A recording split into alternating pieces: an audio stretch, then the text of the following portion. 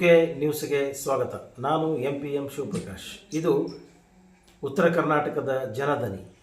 ವಿಜಯನಗರ ಜಿಲ್ಲೆ ಹೂವಿನಹಡಗಲಿ ಪಟ್ಟಣದ ರಂಗಭಾರತಿ ರಂಗಮಂದಿರದಲ್ಲಿ ಇಂದು ವಿಶೇಷ ಕಾರ್ಯಕ್ರಮವನ್ನು ಆಯೋಜಿಸಲಾಗಿತ್ತು.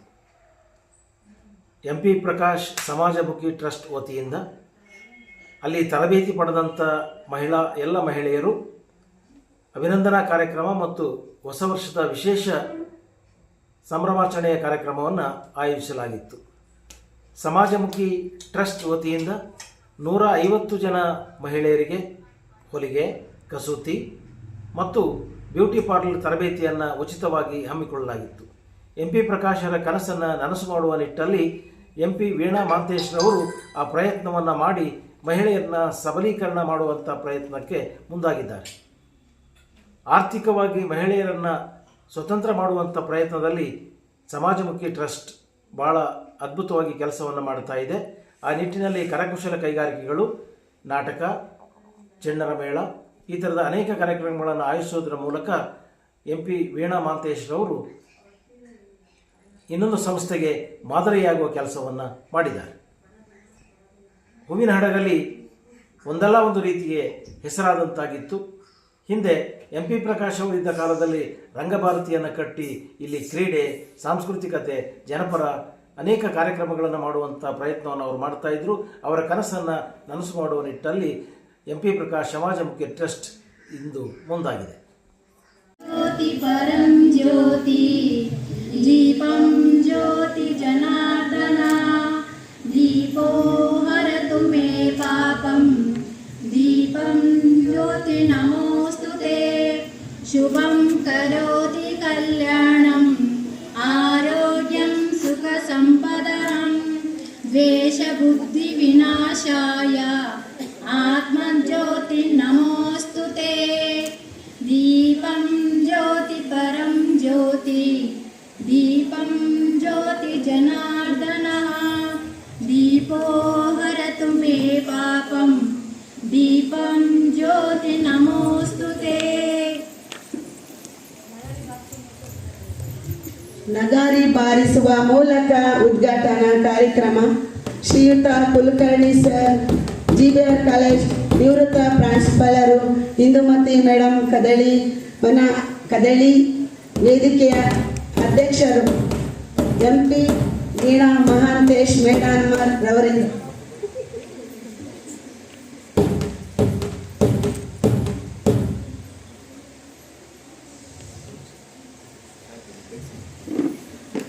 ದೀಪ ಬೆಳಗುವ ಮೂಲಕ ನಮಗೆಲ್ಲ ದಾರಿ ದೀಪವಾಗಿ ನಮ್ಮ ಬಾಳಿಗೊಂದು ಬೆಳಕು ತೋರಿದಂತಹ ಎಲ್ಲ ಗಣ್ಯರಿಗೂ ಅನಂತ ವಂದನೆಗಳು.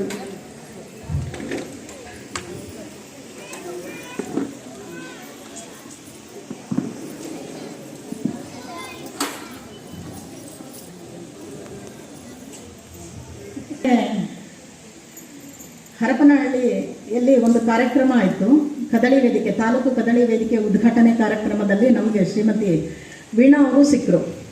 ಅವರಿಗೆ ನಾನು ಒಂದು ಕದಳಿ ವೇದಿಕೆಯ ಬಗ್ಗೆ ಹೇಳಿದೆ, ಈ ಥರ ಹಿಂಗೆ ಸದಸ್ಯರನ್ನು ಮಾಡಬೇಕ್ರಿ, ನಿಮ್ಮ ಹಡಗಲಿ ತಾಲೂಕಿನಲ್ಲಿ ಕದಳಿ ವೇದಿಕೆ ಮತ್ತು ಶರಣ ಸಾಹಿತ್ಯ ಪರಿಷತ್ತು ಉದ್ಘಾಟನೆಗೊಂಡಿಲ್ಲ, ಅಲ್ಲಿ ಈ ಎರಡೂ ಒಂದು ಸಂಸ್ಥೆಗಳನ್ನು ಪ್ರಾರಂಭ ಮಾಡಬೇಕು ಅಂತ ಹೇಳಿದಾಗ ಅವ್ರು ಹೇಳಿದರು, ಈ ಥರ 3ನೇ ತಾರೀಕು ನಮ್ಮ ತರಬೇತಿಯಲ್ಲಿ ರಂಗಮಂದಿರದಲ್ಲಿ ಒಂದು ಅಭಿನಂದನಾ ಸಮಾರಂಭ ಇಟ್ಕೊಂಡಿದ್ದಾರೆ ಮತ್ತು ಹೊಸ ವರ್ಷದ ಆಚರಣೆ ಇದೆ, ನೀವು ಅವತ್ತು ಬಂದರೆ ನಿಮ್ಗೆ ಅವರೆಲ್ಲರೂ ಸಿಗ್ತಾರೆ, ನಿಮ್ಮ ಅನಿಸಿಕೆಗಳನ್ನು ಹೇಳಬಹುದು ಅಂತ ಹೇಳಿದರು. ಸೊ ಹಾಗಾಗಿ ಇದು ಅನಿರೀಕ್ಷಿತ ಒಂದು ಆಹ್ವಾನ ನನಗೆ, ಆದರೂ ತುಂಬ ಖುಷಿ ಆಗ್ತಾ ಇದೆ. ಈ ಒಂದು ವೇದಿಕೆಯ ಮೇಲೆ ಇದು 2ನೇ ಸಾರಿ ನಾನು ಇಲ್ಲಿ ಬಂದು ನಿಲ್ತಾ ಇರೋದು. ಒಂದು ಹಡಗಲಿ ಅರ್ಬನ್ ಕೋಆಪರೇಟಿವ್ ಬ್ಯಾಂಕ್ನ ಜನರಲ್ ಬಾಡಿ ಮೀಟಿಂಗ್ ಇಲ್ಲೇ ಇರುತ್ತೆ ಪ್ರತಿ ವರ್ಷವೂ. ಸೊ ಆವಾಗ ಒಂದು ಸರಿ ಬಂದೆ, ಇದು 2ನೇ ಸಾರಿ ಅನಿರೀಕ್ಷಿತ ಅತಿಥಿಯಾಗಿ ಈ ಒಂದು ಕಾರ್ಯಕ್ರಮದ ವೇದಿಕೆ. ಹೌದು, ಯಾಕಂದರೆ ಸಮಾಜಮುಖಿ MP ಪ್ರಕಾಶ್ರವರ ಸಮಾಜಮುಖಿ ಟ್ರಸ್ಟ್ನ ವತಿಯಿಂದ ನಮ್ಮ ವೀಣಕರು ಬಹಳಷ್ಟು ಸಮಾಜ ಸೇವಾ ಕಾರ್ಯಗಳನ್ನು ಮಾಡ್ತಾ ಬಂದಿದ್ದಾರೆ. ನಿಜವಾಗ್ಲೂ ಅವರಿಗೆ ಈ ಒಂದು ಅಭಿನಂದನೆಗೆ ಅರ್ಹರು ಅಂತ ಮಾತನ್ನು ನಾನಿಲ್ಲಿ ಹೇಳಲಿಕ್ಕೆ ಇಷ್ಟಪಡ್ತಾ ಇದ್ದೇನೆ. ಅವರ ತಂದೆಯವರ ಕಾಲದಿಂದನೂ ಕೂಡ ಅವರು ಸಮಾಜದಲ್ಲಿ ಸಾಕಷ್ಟು ಸೇವೆಗಳನ್ನು ಮಾಡ್ಕೊಂಡು ಬಂದಿರತಕ್ಕಂಥವ್ರು.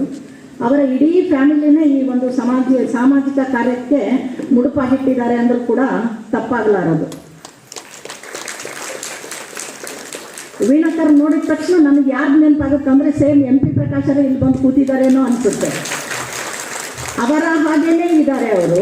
ಸೊ ಅವರ ಹಾಗೆಯೇ ಮಾತುಗಾರಿಕೆ ಇದೆ, ಅವರ ಹಾಗೆಯೇ ಒಂದು ಸಾಮಾಜಿಕ ಚಟುವಟಿಕೆಗಳನ್ನು ಮಾಡ್ತಕ್ಕಂಥ ಶಕ್ತಿ ಬೇಕಾದ್ರೆ ಹೆಂಗಿರಬೇಕು, ಯಾವ ಕಡೆ ಏನು ಹಾಕಬೇಕು, ಎಷ್ಟು ಹಾಕಬೇಕು ಅಂತ. ಯಾಕಂದರೆ ಅದು ರಿಜೆಕ್ಟ್ ಆದಂದರೆ ನಮ್ಮನ್ನು ಮತ್ತೆ ಯಾರು ಕರೆಯೋದಿಲ್ಲ, ಅಪ್ರೋಚ್ ಮಾಡೋದಿಲ್ಲ. ನೀವು ಮಾಡಿದ್ದೆಲ್ಲ ವೇಸ್ಟ್ ಆಗಿಬಿಡುತ್ತೆ, ನಿಮಗೆ ನಾವು ಹೇಳ್ಕೊಟ್ಟಿದ್ದೆಲ್ಲ ವೇಸ್ಟ್ ಆಗುತ್ತೆ. ನೀವೇನೋ ನಿಮ್ಮ ಮನೇಲಿ ಇರೋದನ್ನೆಲ್ಲ ಹೊಲ್ಕೊಂಡು ಹಾಕೋಬೋದು, ಆದರೆ ಮಾರ್ಕೆಟಲ್ಲಿ ನಾವು ಭಾಳ ದಿನ ನಿಲ್ಲಕ್ಕಾಗೋದಿಲ್ಲ. ಹಾಗಾಗಿ ಕೆಡದೇ ಇರೋಂಥ ವಸ್ತುಗಳನ್ನು ತಯಾರು ಮಾಡ್ತಕ್ಕಂಥ ಒಂದು ತರಬೇತಿಯನ್ನು ಮಾಡ್ತಾಯಿದ್ದೀವಿ. ಬೇರೆ ಬೇರೆಯವರಿಗೆಲ್ಲ ಅಪ್ರೋಚ್ ಮಾಡ್ತಾಯಿದ್ದೀವಿ. CHR ಫಂಡು ಆ ಥರದ್ದೆಲ್ಲ ಕೇಳ್ತಾಯಿದ್ದೀವಿ. ಇದುವರೆಗೂ ಯಾವ ಫಂಡು ಬಂದಿಲ್ಲ, ಬಂದರೆ ಅದನ್ನೆಲ್ಲ ಇದಕ್ಕೇ ವಿನಿಯೋಗ ಮಾಡೋಣ ಅಂತೇಳಿ ಅಂದ್ಕೊಂಡಿದ್ದೀವಿ. CM KKY ಅಂತೇಳಿ ಮುಖ್ಯಮಂತ್ರಿ ಇದ್ರದ್ದು ಕೌಶಲ್ಯ ಅಭಿವೃದ್ಧಿ ಮಾಡಿದ್ವಿ. 18 ಸೆಂಟ್ರ್ ಮಾಡಿದರೆ ಬರೀ 7 ಸೆಂಟ್ರಲ್ಲಿ ಫಸ್ಟ್ ಬಿಲ್ ಮಾತ್ರ ಆಗಿದೆ. 50% ಅಷ್ಟೇ ಆಗಿದೆ, ಅದು 7 ಸೆಂಟ್ರಲ್ಲಿ. ನಾವು ಖರ್ಚು ಮಾಡಿದ್ದಕ್ಕೂ ಅದು ಬಂದಿರೋದಕ್ಕೂ ಏನೂ ಸಂಬಂಧನೇ ಇಲ್ಲ. ಹಾಗಾಗಿ ಅವ್ರಿಗೆ ದುಡ್ಡು ಕೊಟ್ಟು ಅವ್ರಿಗೆ ಇದು ಮಾಡೋದಕ್ಕಿಂತ ನಾವೇನೇ ಅಷ್ಟೇ ಖರ್ಚು ಮಾಡಿ, ಯಾಕಂದರೆ 40-50 ಲಕ್ಷ ಖರ್ಚು ಮಾಡಿದ್ವಿ. ಅದೇ 40-50 ಲಕ್ಷ ಇಲ್ಲಿ ಖರ್ಚು ಮಾಡಿದ್ರೆ ನಿಮಗೆಲ್ಲರಿಗೂ ಒಳ್ಳೆಯದಾಗುತ್ತೆ ಅಂತೇಳಿ ಹಡಗಲಿಯಲ್ಲಿ ಕೂಡ ತೆಗೆದೆ. ನಂದು ಜನ್ಮಭೂಮಿ ಹಡಗಲಿ, ಕರ್ಮಭೂಮಿ ಹರಪನಹಳ್ಳಿ ಅಂತೇಳಿ ನಾನು ಮಾಡ್ತಾಯಿದ್ದೀನಿ. ಈಗೆಲ್ಲ ನೋಡಿ ಎಷ್ಟೊಂದು ಜನ ಕೊಟ್ಟೂರಲ್ಲೂ ಮಾಡಿ, ಹಗರಿಬೊಮ್ಮನಲ್ಲೂ ಮಾಡಿ, ಮತ್ತು ಕೂಡ್ಲಿಗಿಗೂ ಬನ್ನಿ ಅಂತಾರೆ. ನಾನು ಎಲ್ಲ ಕಡೆ ಹೋಗೋಕ್ಕಾಗಲ್ಲಪ್ಪ, ನಮ್ಮ ಮಿತಿ ನಮಗೆ ಗೊತ್ತಿದೆ. ಯಾರಾದರೂ ಮಾಡ್ತಾರಂದರೆ ಅವ್ರ ಜೊತೆಗೆ ನಾವು ಇರ್ತೀವಿ ಅಂತ ಹೇಳ್ತಾ ಇರ್ತೀನಿ ಯಾವಾಗಲೂ. ಹಾಗಾಗಿ ನಮ್ಮ ಮಿತಿಯನ್ನು ನಾವು ಅರ್ಥ ಮಾಡಿಕೊಂಡ್ರೆ ನಮ್ಮ ಕೆಲಸಗಳು ಶುದ್ಧವಾಗಿ ಚೌಕಟ್ಟೊಳಗಡೆ ಇರುತ್ತೆ. ಚೌಕಟ್ಟಿಂದ ಹೊರಗಡೆ ಹೋದಾಗ ನಾವು ಕೂಡ ಯಾರಿಗೂ ನ್ಯಾಯವನ್ನು ಒದಗಿಸ್ಕೊಡೋಕ್ಕಾಗೋದಿಲ್ಲ. ಆದರೆ ನಮಗೆ MP ಪ್ರಕಾಶ್ ಅವ್ರು ಬಿಟ್ಟು ಹೋಗಿರ್ತಕ್ಕಂಥ ಈ ಬಿಲ್ಡಿಂಗುಗಳಿದಾವೆಲ್ಲ ಒಂದು ವರದಾನ. ಬೇರೆ ಕಡೆ ಎಲ್ಲಾದರೂ ಹೋಗಿ ಈ ಬಿಲ್ಡಿಂಗುಗಳಿಗೆ ನಾವು ಬಾಡಿಗೆ ತಗೊಂಡು ಮಾಡಬೇಕಾದ್ರೆ 15,000 20,000 ಒಂದು ಮನೆಗೆ ಹೇಳ್ತಾರೆ. ಅಂತಲ್ಲಿ ಅವ್ರಿಗೆ ಕೊಟ್ಟು ಟೀಚರ್ಸ್ಗೂ ಕೊಟ್ಟು ಅದಕ್ಕೆ ಬೇಕಾಗಿರ್ತಕ್ಕಂಥ ಸಾಮಗ್ರಿಗಳನ್ನ ಕೊಟ್ಟ ಮೇಲೆ ನಾವು ಏನು ಮಾಡ್ಕೊಳಕ್ಕಾಗಲ್ಲ ಅನ್ನೋ ಉದ್ದೇಶದಿಂದ ನಾನು ಯಾವತ್ತೂ MP ಪ್ರಕಾಶ್ ಅವರು ಸಮಾಜಮುಖಿಯಾಗಿದ್ದರು. ಹಾಗಾಗಿ ಅವ್ರ ಹೆಸರಲ್ಲಿ ಸಮಾಜಮುಖಿ ಟ್ರಸ್ಟ್ ಅಂತ ಮಾಡಿ ಈ ಕಾರ್ಯಗಳನ್ನೆಲ್ಲ ಮಾಡ್ತಾಯಿದ್ದೀವಿ. ಆದರೆ ಆ ಮೊದಲೇ ಹೇಳ್ದಂಗೆ ನಮ್ಮ ಕಾರ್ಯಕ್ರಮ ನಮ್ಮ ಇದರೊಳಗೆ ನಮಗೆ ಅಭಿನಂದನೆಯನ್ನು ಮಾಡಬಾರ್ದು, ಮತ್ತು ನಾನು ಸ್ವೀಕರಿಸೋದು ಇಲ್ಲ ಕೂಡ. ಯಾಕಂದರೆ ನಾವು ಬೇರೆಯವ್ರನ್ನ ಕರೆದು ಅವ್ರಿಗೆ ಅಭಿನಂದನೆ ಮಾಡಬೇಕು. ನಮ್ಮ ಟೀಚರ್ಸ್ಗಾಗಲಿ ನಮಗಾಗಲಿ ನೀವು ಯಾವತ್ತೂ, ಯಾಕಂದರೆ ನಾವು ಇದನ್ನು ಫ್ರೀಯಾಗಿ ಮಾಡಬೇಕಂತ ಹೇಳಿ. ಇತಿಹಾಸದ ಬಗ್ಗೆ ಮಾತಾಡ್ತಾರೆ ಅಂದರೆ ಯೂನಿವರ್ಸಿಟಿಯ ಪ್ರಾಧ್ಯಾಪಕರನ್ನು ಮೀರಿಸುವಂಥ ಒಂದು ಜಾಣ್ಮೆ ಅವರಲ್ಲಿ. ಅಲ್ಲಿ PhD ಮಾಡಬೇಕಾದ್ರೆ ಅವರು PhD ವಿದ್ಯಾರ್ಥಿಯಾಗಿ ಸೇರೋದ್ರ ಬದಲಾಗಿ ಶಿಕ್ಷಕಿ ಅಂತ ಸೇರಿದ್ರೆ ಇವತ್ತು ಯಾವುದೋ ಯೂನಿವರ್ಸಿಟಿಯ ವೈಸ್ ಚಾನ್ಸಲರ್ ಆಗಿ ನಮ್ಮ ವೀಣಾ ಇವರಿಗೆ ಅಷ್ಟು ಜ್ಞಾನವನ್ನು ಅವರು ಹೊಂದಿದ್ದಾರೆ. ನಾನು ಯಾವಾಗಲೂ ಬೆರೆದುಕೊಳ್ತೇನೆ. ನಾನು ಪ್ರಕಾಶ್ ಅವ್ರ ಜೊತೆಗೆ ಬೆಳೆದಿದ್ದೇನೆ. ಅವರ ಪುಸ್ತಕದ ಒಡನಾಟಿ ನಾವು ಪುಸ್ತಕಗಳನ್ನು ಓದ್ತಾ ಇದ್ದೆ. ಕಾರ್ಯಕ್ರಮಗಳನ್ನು ಮಾಡ್ತಿರ್ಬೇಕಾದ್ರೆ ಪರಸ್ಪರ ಮಾತಾಡಿಕೊಂಡೇ ಮಾಡ್ತಿದ್ದೆ. ನಾನು ಅಪ್ಪಟ ಅಭಿಮಾನಿ, ಪ್ರಕಾಶ್ ಅವರ ಅಭಿಮಾನಿ.